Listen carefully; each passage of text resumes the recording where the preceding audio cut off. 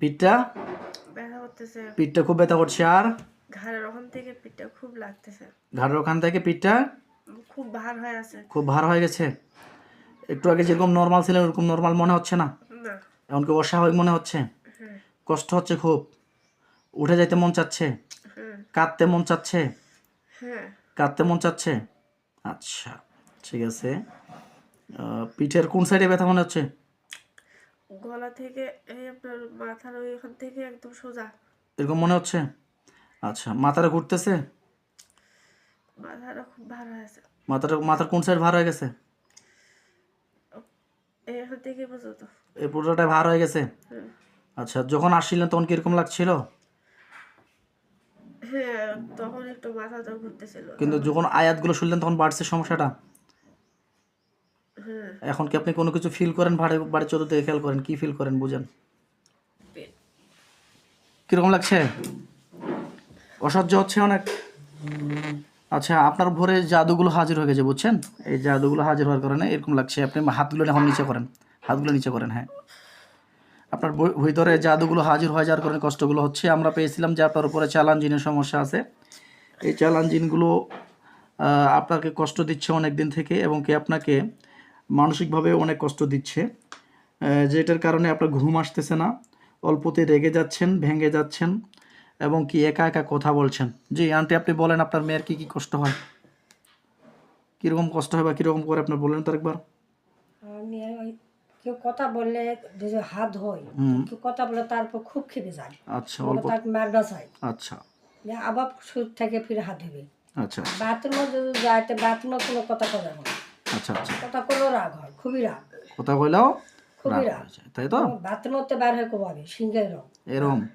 হাতে শুতে না বসে থাকে, বাতি লাইতে বসে থাকে, যদি সুবাব বলি হুম হুম। তো এমন রাগ হবে। আর বিছনা 2 ঘন্টা ধরে বিছনা খালি ওই মুসপেই মানে একটা কাজ বেশি বেশি করে, তাই তো? হ্যাঁ, খালি মুছতেই থাকবি বুঝতে 2 ঘন্টা পারছি। ধরে। এরা যদি কাপড় ইংরেজ ঝাড়তে ঝাড়তে ঝাড়তে হ্যাঁ, ঝাড়তে তা মাথার উপর চড়ে ঝাড়ে, আচ্ছা। নিচেও ঝাড়ে না। আমরা এনার যে সমস্যাটা পেয়েছি, যে এনার পর চালান জিন্নাতের সমস্যা, এবং কি মনের ভিতর কষ্ট থাকার পরে এই চালান জিন্নাতের কারণে উনি কিন্তু ওসিডি রোগে আক্রান্ত হয়ে গেছে। ঠিক আছে, ওসিডি রোগ আক্রান্ত, যে রোগটাকে বারবারে এক কাজ বারবার করে সেই রোগে আক্রান্ত হয়ে গেছে ইনশাআল্লাহ। তো আমরা ইনশাআল্লাহ আশা করা যায় ইনার চিকিৎসা দিব, 1 থেকে 2 মাস পরে আবারও ডাকবো, আশা করা যায় ভালো রেজাল্ট পাবেন ইনশাআল্লাহ। জি, একটু ছায়া শুধু বোঝা যাচ্ছে আর কিছু। কালো ছায়া, কোনো ব্যক্তি দাঁড়িয়ে আছে এরকম বোঝা যায়? কোন জায়গায় এটা? এমনি হাঁটে বেড়াচ্ছে। হাঁটে বেড়াচ্ছে? এটা আপনার বাবার বাড়িতে না শ্বশুর বাড়িতে? বাবার বাড়িতে একটা কালো ছায়া হাঁটে বেড়াচ্ছে। আল্লাহর কাছে নিয়ত করেন, ইয়া আল্লাহ, বলেন আমার সঙ্গে, ইয়া আল্লাহ, ইয়া আল্লাহ, আপনার পাক কালামের শক্তিতে ওকে একটা কালো খাঁচার ভিতরে আমার খাসার ভিতরে বন্দি করা হোক। আমিন বলে ফুদিয়া দেন। আমি দেখেন, 1 লাখ সহিত নিয়ত করে ফুদিয়া দেন, ওর জন্য একটা কালো খাঁচার ভিতরে বন্দি হয়ে গেছে ইনশাআল্লাহ। দেখেন, বোঝা যাচ্ছে না। সালামুন কাওলান মির রব্বির রহিম। দেখেন, একটা কালো খাঁচার ভিতরে বন্দি হয়ে গেছে, নাহলে হাত পাগুলো দড়িতে বাঁধা পড়ছে, এরকম ফিল হবে ইনশাআল্লাহ।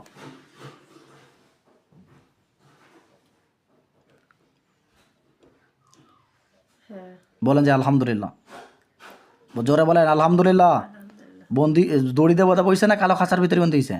দৌড়িতে পারে। দড়িতে বাঁধা পড়ছে। দেখেন তো, এটা কি মহিলা মানুষ বোঝে না পুরুষ মানুষ? হ্যাঁ, মেয়ে মানুষ। মেয়ে মানুষ। এই ব্যক্তিকে কোনোদিন স্বপ্ন টপ্ন দেখছিলেন? ভালো করে খেয়াল করেন তো, দেখেন নাই? আজকে প্রথম দেখছেন? আজকেই প্রথম দেখছেন। ওকে প্রশ্ন করেন তো, কেন আসেন আমার কাছে?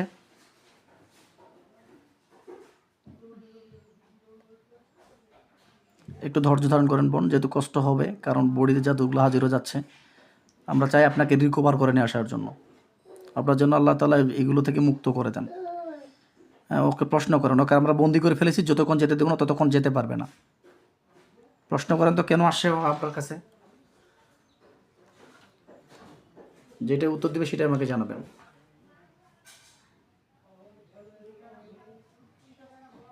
জোরেই বলো। বলুন, কি বলতেছেন? কোনো কথা কয় না। কথা বলে না, চুপ করে দাঁড়িয়ে আছে। হ্যাঁ, বলতে হবে যে ভাই দাঁড়িয়ে আছে, কথা বলে না। ঠিক আছে, একটু দ্রুত করে উত্তর দিবেন আমাকে, যেহেতু সমস্যা আপনার কষ্ট হচ্ছে, তাহলে আমরা দ্রুত করে কাজটা শেষ করে দেবো। এই কথা বলো, দ্রুত কথা বলো, নাহলে কিন্তু শাস্তি দিব। কেন আসছো বন্ডির কাছে? কেউ কি পাঠাইছে না? কিভাবে আসছো? কিছু বলে না। কিছু বলে না? তাহলে তো কি তোমাকে শাস্তি দিব? শাস্তি দিব, হাত পা কেটে দিব, মেরে ফেলবো? কেন আসছো দ্রুত বলো, বন্ডির কাছে কেন আসছো?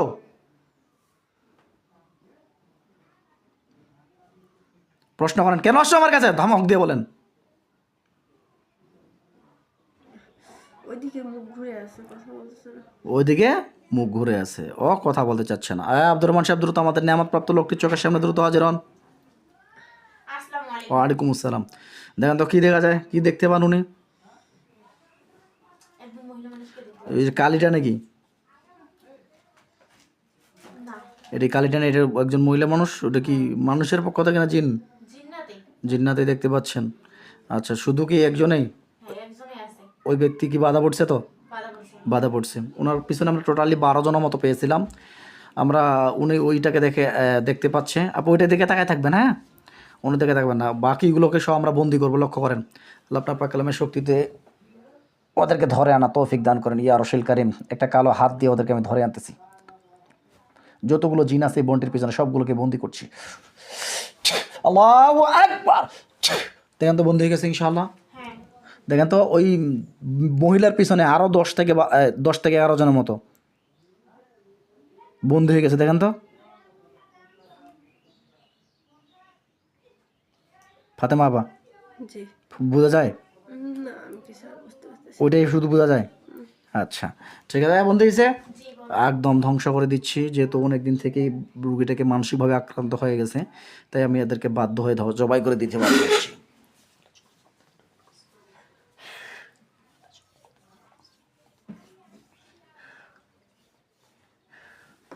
তো ওই ব্যক্তির গলার কাছে একটা ছুরি গেছে, দেখা যায়। আপনি দেখেন তো, দেখা যায়? জি। আপনি দেখেন তো, ওই মহিলার গলার কাছে একটা ছুরি গেছে, বোঝা যায়? না, বলেন যে ইয়া আল্লাহ, আল্লাহ আমাকে ছুরিটাকে আমাকে ছুরিটা স্পষ্ট করে দেখানো তৌফিক দান করেন। স্পষ্টভাবে দেখা তৌফিক দান। আমিন। আমিন। ফু দিয়ে দেন ওর গায়ে। দেখেন এবার স্পষ্ট হয়ে গেছে, ওর গলার কাছে একটা ছুরি গেছে।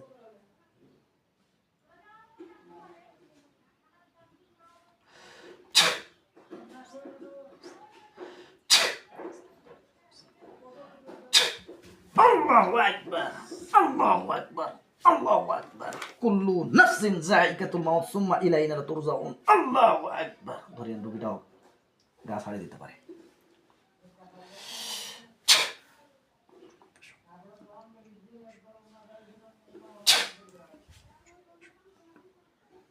কি অবস্থা ওদের? সবারই গলা পড়ে গেছে। সবারই গলা পড়ে গেছে। হ্যাঁ। ওনার মাথা থেকে শুরু করে পায়ের তাল অবধি পর্যন্ত যত কুফরি জিন্নাত জাদুর আসর আছে সবগুলোকে ধ্বংস করে দিচ্ছি।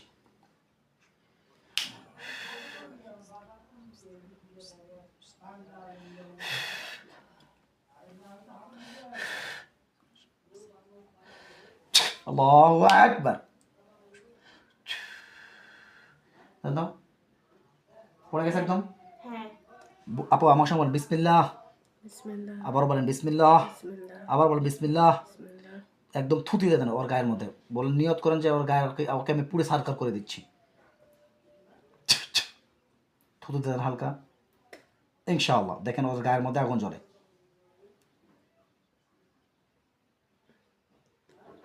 বলে আলহামদুলিল্লাহ। দেখেন তো আগুন জ্বলে। হ্যাঁ, জ্বলতেছে। পুরো ছাই গেলে আমাকে জানাবেন, ঠিক আছে? ওর দিকে তাকায় থাকেন।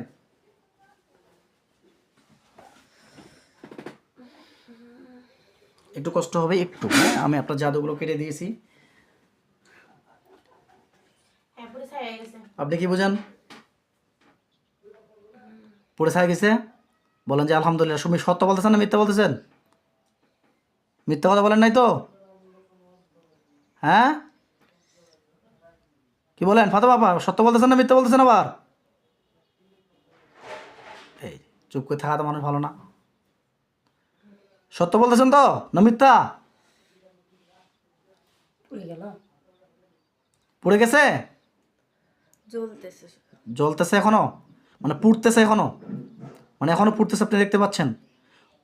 পরিপূর্ণ পড়া হয়ে গেছে না হয় নাই? অতটা বুঝতে পারতেছে না। কি অবস্থা আপনি বুঝতেছেন? পুরো ছায়া গেছে। পুরো ছাই গেছে না? আচ্ছা, ধন্যবাদ। জি, ইনশাআল্লাহ ধৈর্য ধারণ করেন, আল্লাহ তাআলা ইনশাআল্লাহ ক্লিয়ার করে দিবেন। ওনার পুতুল টুতুল যা যাবতীয় আছে ওনাকে সবগুলো নষ্ট করে দিয়ে আসেন, এবং কি ওনার খাওয়ানো জাদুগুলোকে আমরা নষ্ট করে দিয়েছি, আপনি ভালো করে খেয়াল করেন। পুতুল টুতুলগুলো সব নষ্ট হয়ে গেলে আমাকে জানাবেন।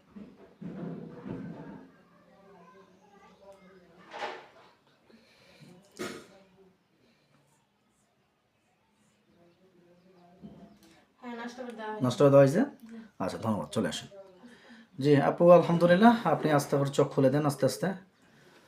আমি এখন আপনাকে রুকিয়ে করে দিব, একটু ধৈর্য ধারণ করেন, যেহেতু আপনার উপরে জাদুগুলো হাজির হয়ে গেছিলো, একটু কষ্ট হবে।